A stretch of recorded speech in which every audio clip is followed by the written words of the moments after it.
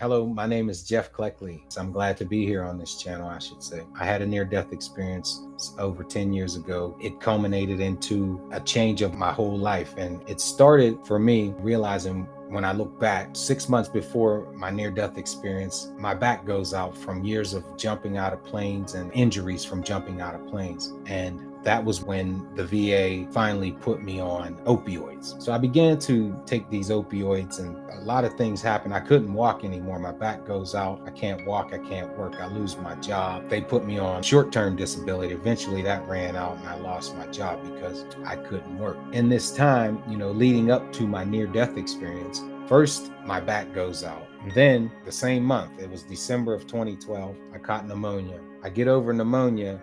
And around February of 2013, I catch MRSA. I get MRSA. I go to the hospital. I'm in the hospital for 7 days with a bad back, and they're treating MRSA. It's a bacterial infection that kills a lot of people. And I remember the doctor saying to me that they used the strongest antibiotic that they had, and that if this one hadn't worked, I would have been a goner. And they still had to go in and do surgery to get the rest of it. These are just events leading up to my near-death experience, which I put together a picture that I saw this thing coming. It seemed like there was only bad things happening. So after the MRSA, one night I'm on these medication, I'm on these opioids, and I accidentally take too many because the pain was so intense and I got high. I got so high that I didn't realize I took as many as I did, and I took some more. And then I start to get sick. I go to the bathroom and I'm throwing up profusely, and I'm sweating profusely. I'm throwing up. Next thing you know, I can't hold myself up anymore. I fall on the floor and I'm just throwing up on my side. Then I threw up so much that I couldn't even throw up no more. I'm just dry heaving, and now I'm in and out of consciousness. And the final time I'm in and out of consciousness, I wake up or look up and I'm out of my body. I'm looking at myself laying on the floor. And once I realized that, I begin to get whisked down this tunnel of light, and I'm moving fast, but I don't feel any wind going past me. And then I end up in this, what I call a realm at this point, this place. And there are these three beings waiting for me there. Now, I should say about this place,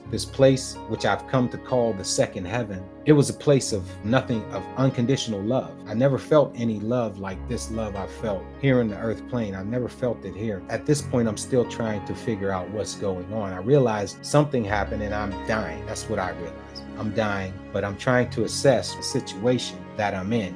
Former military person, I'm assessing the situation. So I start to realize that I've left the earth plane, and on this path, this journey to this spot, what I call the second heaven, I start to lose immediately. I start to lose all attachments to the physical world that I just left behind. And when I say all attachments, I'm talking about loved ones, material things, and any worries or cares that I had on the earth plane were gone. The only thing I held in my mind at this time was my son, who was 4 years old. And that was my only reason. That was like, as I'm leaving, it was a regret that I'm going to leave my 4-year-old son behind, and he'll have to grow up in this world without a father.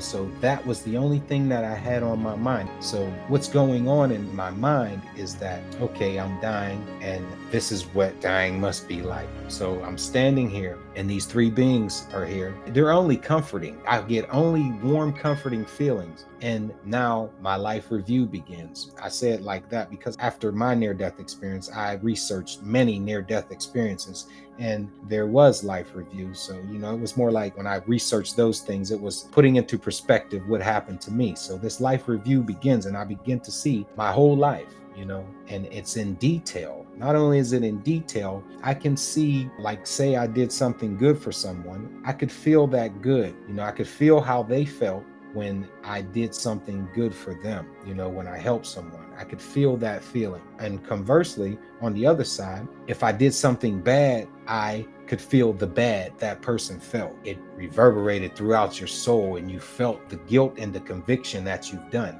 Now, while this is going on, there were three beings. Two went to my peripheral. They stood on my side, and the other one stood in front of me, beside me, as we watched my life review. And as I'm going through it, the main being, who was so comforting, would tell me, it was more of a, if I did something wrong, it would say, next time, do it this way. You did this wrong, but next time do it this way. It was a mild chastisement. Yet in my spirit, it felt profoundly convicted and bad and guilty that I'd done something wrong, because I could actually feel the pain that I caused these people. And so now, after we go through these things, and the reason why this being was telling me the next time, it wasn't because they were sending me back. That hadn't come into the conversation yet. It was because they were about to reincarnate me and send me back into the world as a baby and do it all over again and learn these lessons that I didn't learn in this life. And so I was already angry that I was dying and I hadn't fulfilled everything that I wanted to fulfill in life. So after this life review, they patted me on the back for all the good I did, and they gave me that mild chastisement for all of the bad that I did. Now, what do you have to say for yourself about your life? And that's when I felt there's no excuse you can make for what you've done. Yet what came to me and what I said was exactly this. Look, you or whoever's running this, because I was mad and I wanted to get back to my son. I said, you or whoever's running this, you sent me down there and you never showed me how to do it. Yet I stand before you and you tell me I did it wrong. If I go with you, fine, because I understood I was about to reincarnate, go back into the world and do it all over again. Fine, because this is the best feeling I've ever felt in all of my existence. Yet, if you send me back and teach me how to do it, I'll do it right. And with that, when I said that, it was like heaven opened up. There was a million light beings in the background that just opened up in this backdrop, which I'll explain. This backdrop was like space without the stars. It was a darkness to it, and the only thing you could see was the illuminated beings. And so when I said that, like when I first got there, all I could see was 3. But when that was said, millions. There was millions of these light beings, and all of them began to say something to me in a voice or a thunder, which I like to call it. It was so loud. But what I was being instructed by the 3 beings is that this knowledge is being put into you, because if you go back, when we send you back, not only are we going to give you the knowledge to live a better life, but you must pass it on. This is the deal. You must pass it on to whoever you can. Whoever receives this knowledge, you pass it on to them. And then they started to give me warnings and things like, because mankind is on a path of destruction, because they are being corralled into a way of thinking that makes them think that they are using their free will, yet they are not being presented all of the choices to exercise that free will. So you're being corralled into a way of thinking to get you to exercise your free will to your detriment. So this was the message that they gave me. And all the while, all this knowledge is being put into my head by this millions of light beings. And I look at the main being who was with me the whole time, and I'm about to say, I can't handle this. And just before I could mentally project that, because I only thought it at this time, before I could mentally project it to this being, it told me, don't try to understand what's going into you right now. You'll remember when you get back. And with that, I just focused on what they were saying to me. One of the profound things that they told me was to love everything, because I am everything. And I say they because they were all there, and this was all being put into my head. And then they said, fear nothing, because fear and doubt are the destroyer of mankind. And then they said, and know that I am God. These are the things that they told me.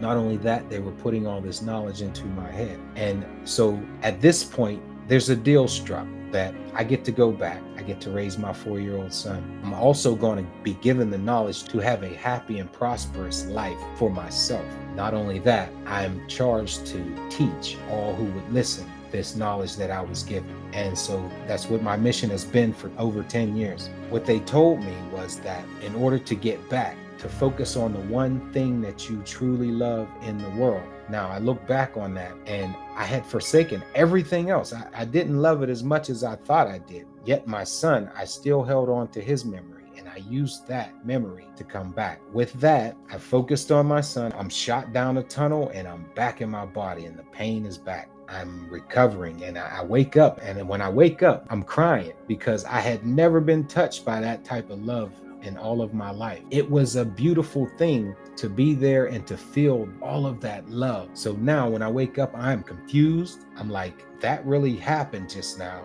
Yet I need to understand what happened. I know it happened. I need to understand what happened. And this began a journey of discovery, of realizing over time that there was a guardian angel that was sent back with me.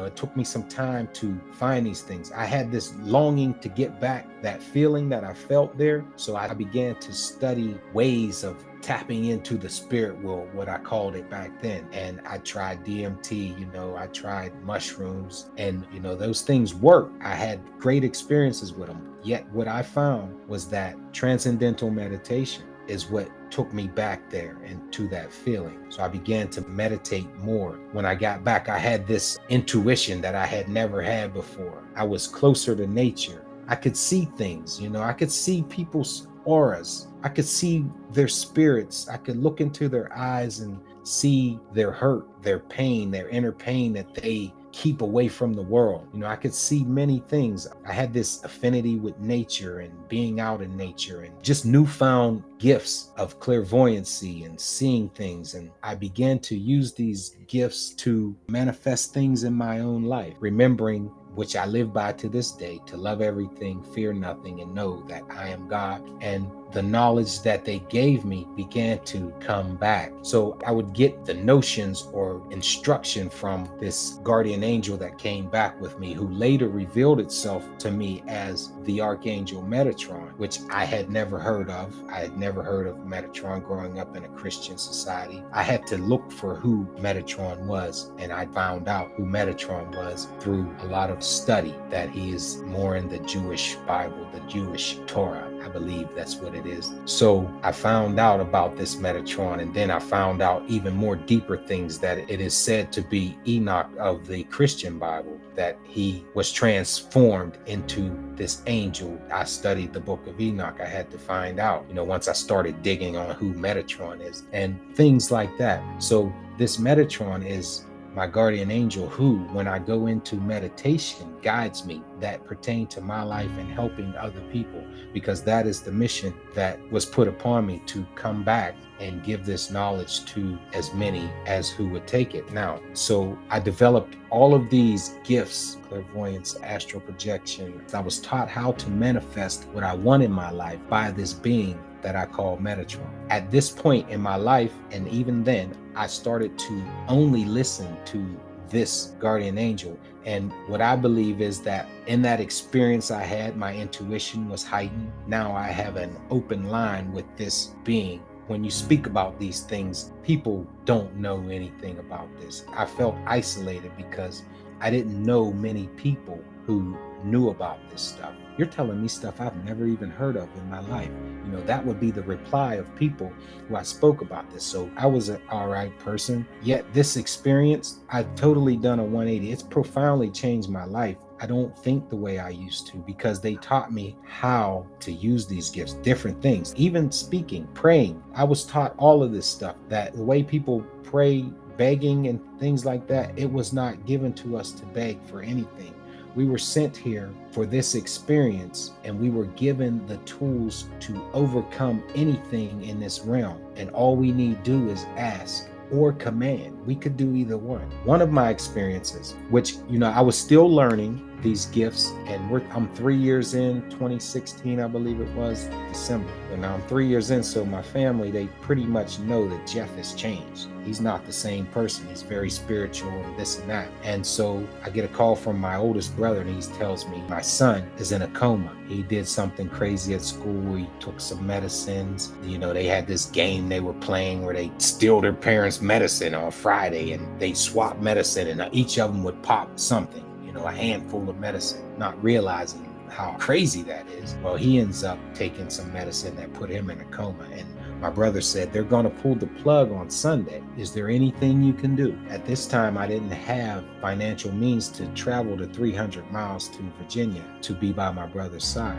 And I said, well, I'll do what I can on my end. So it was a Friday. I had so much I was doing. I was helping so many people that I forgot to go into meditation on Friday night, and I didn't. So I go in on a Saturday night, and I go into meditation, and I speak to Metatron, and I say, I need to find my nephew. I need to bring him back from this coma. And Metatron takes me in the spirit to this place. It was a place that I would call limbo for children who are in comas go. In this spirit world, there's symbolism everywhere. So we're in a playground. we'll call it a playground with a field. And Metatron takes me there, and there's my nephew just sitting there, he's on a swing. And I begin to talk to him. And I should also say that I saw the Spirit of Jesus Christ there tending to all of these other children who were in the same limbo, which we call a coma. And they were in the same limbo, and they were being comforted. It was only love there, only love and peace. So anyway, I'm talking to my nephew, and I say, you should come back. Your father and your stepmother and your sister are very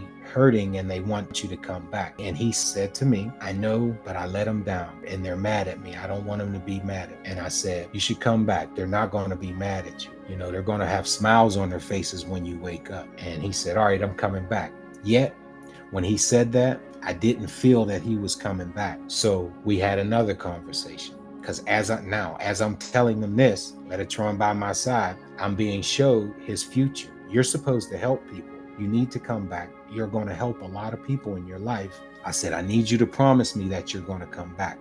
And with that conversation, he said, okay, I'm going to come back. And at that point, I felt like, yeah, he's going to come back. In this realm, really, you can't lie. And he said this thing to me too. He said, but I just want to stay here a little while longer, because the feeling here is the best feeling I've ever felt in all my life. And I said, I know, ain't it a great feeling? I love this feeling. And with that, I departed from him. I thank Metatron for showing me the place, for taking me to the realm that he was in. And I come out of my meditation. And as soon as I come out of my meditation, it's about 3 a.m, and I began to text my brother. Everything that transpired in that conversation, I told him his son is coming back. I told him the conversation we had. And with that, I went to sleep. And I wake up at about 9 a.m. to my brother's text back. Jeff, he's awake, and confirmation to everything you said. Because when my nephew woke up, he told the same story to his dad at his bedside. And it blew all of our minds.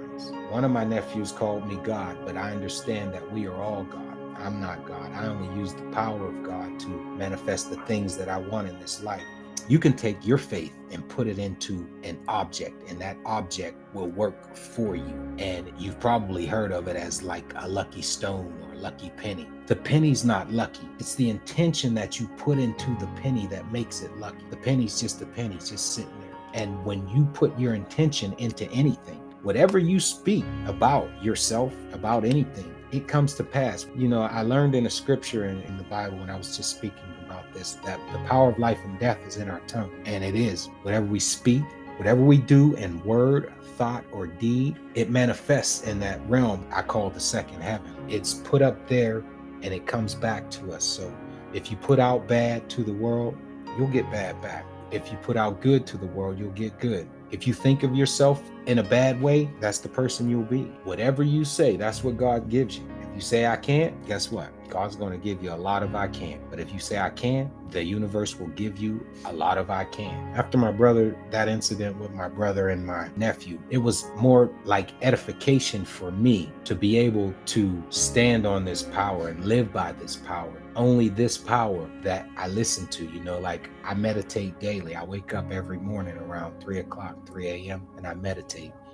I stay in touch with that thing we call God, heaven, the universe. I'm always in tune with my intuition, that inner voice that speaks to you. And not only that, heightened awareness, which comes from quieting the mind and stilling the mind. So these secrets that I was given to manifest the life that I wanted, I've mastered them all. I have a set of things. Life one is self. Only speak on in positive ways about yourself. I don't speak about myself in the can't, won't, don't, and things like that. I don't pray, Lord, please don't let me get into an accident. That's the wrong way, because as soon as you say accident, you bring it into this reality. These words are spells they create. So I had to learn how to speak again in the positive. So what I do is I visualize me driving safely to the airport. I visualize me getting on the plane safely. Everything's going smooth. I visualize us landing safely. And I give gratitude to the universe for allowing that to happen before it happens.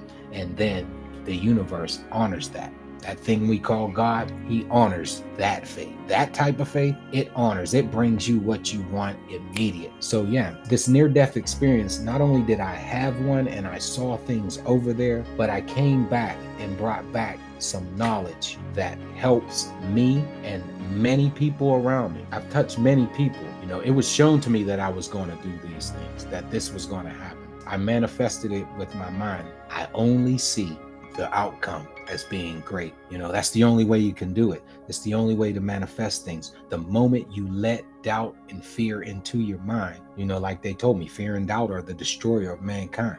The moment you let doubt and fear play around in your mind, that's when you start to lose your power and your ability to manifest what you truly want in your life. So I come to you with love and peace and light. And I'd like to thank everybody who has an ear to listen, who have taken their time to listen. You can reach me at Jeff Cleckley at Facebook. You can reach me in the description is my website, iwalkamongstgods.com. And the link to the book, I Walk Amongst Gods, which details and chronicles in more depth of what I talk about here today. You know, you could see the link in the description. I thank you for your time. I thank you for this interview. I'd like to say to you guys that the work that you're doing is very needed in the world. There are so many of these cases. There are people who come to me who say, I had one, but I was afraid to speak about it. I'm so glad that there's a platform for it. People tell me I'm brave for getting on this platform. I really have no choice because I made a deal with that thing we call God to tell this. So